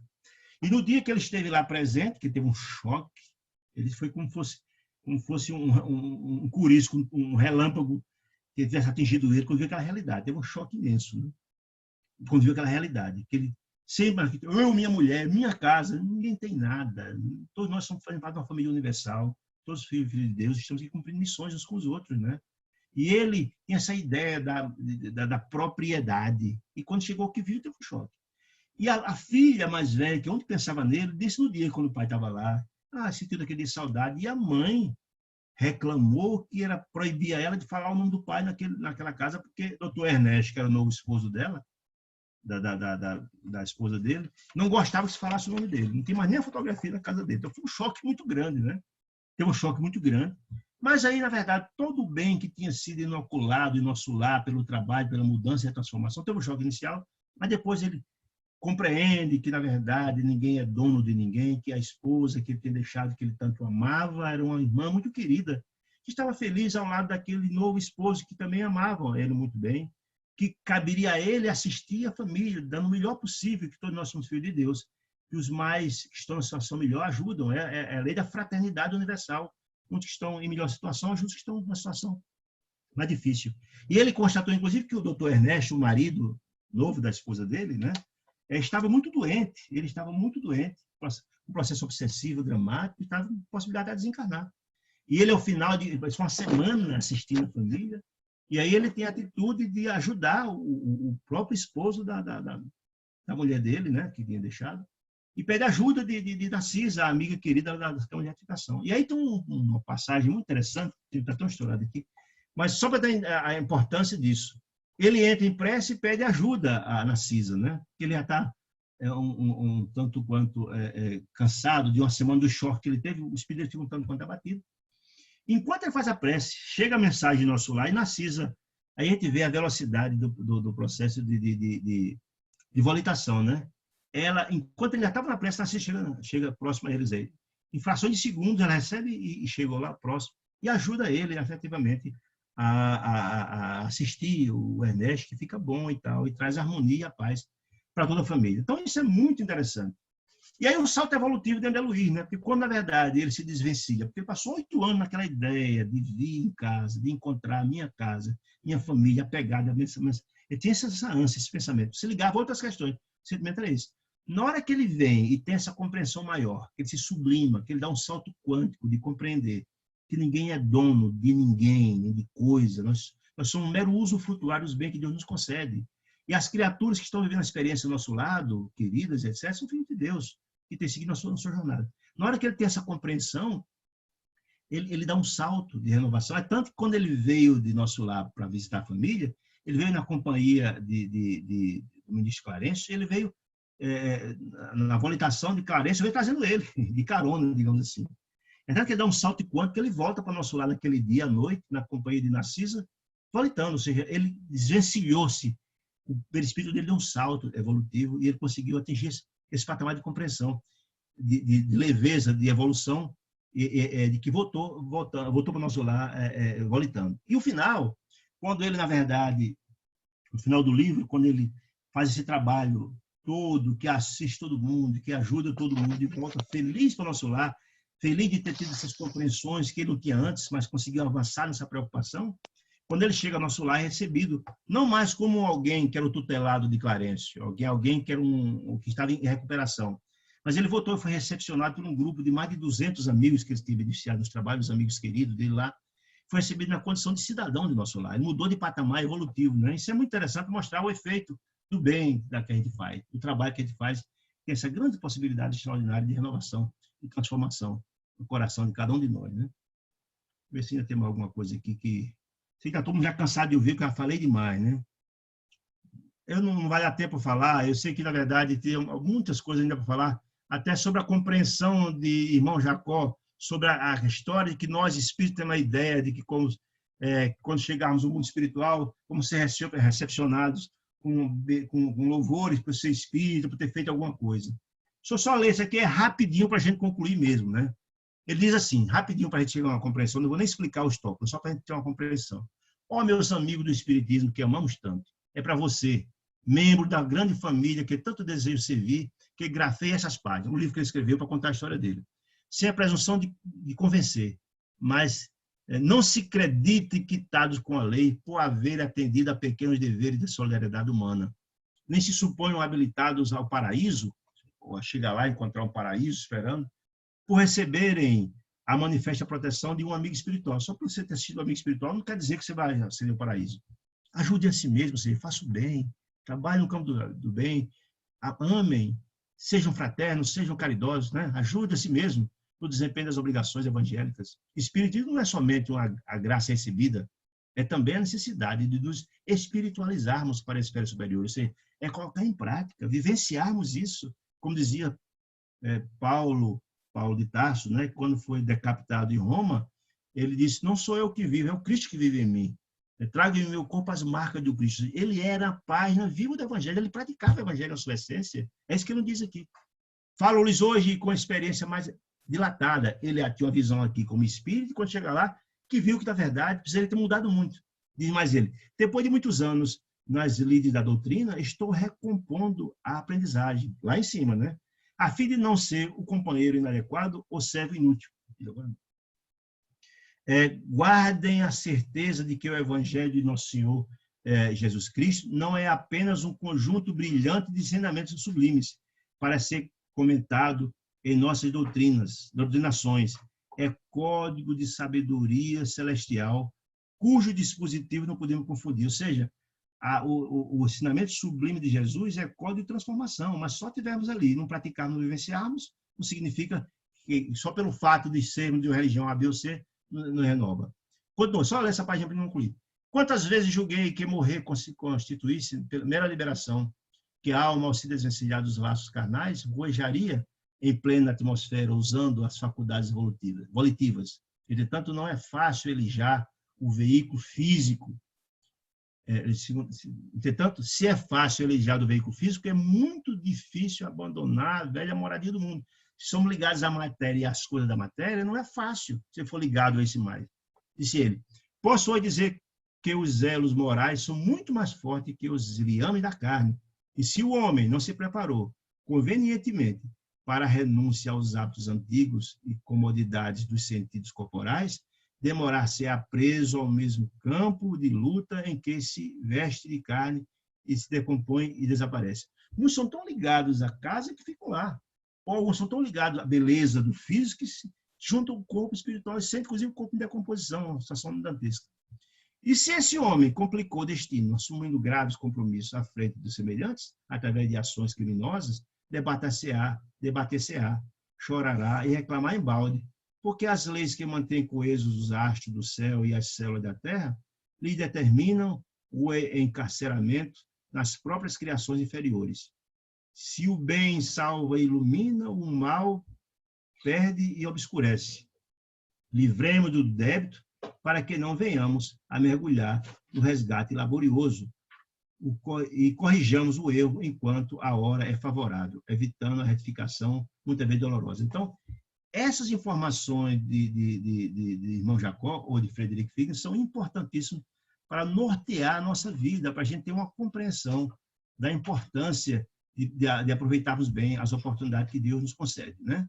Então, meus irmãos, era isso. Eu sei que me alonguei, mas é porque é uma obra tão bonita, tão maravilhosa, tão cheia de ensinamentos, que a gente vibra com a quantidade de informações que estão postas, viu? É um prazer imenso. Não vi que ninguém perguntou, mas estou aqui aberto a discussões. Quem quiser perguntar alguma coisa, estamos aqui à disposição. É um prazer muito grande estar com vocês.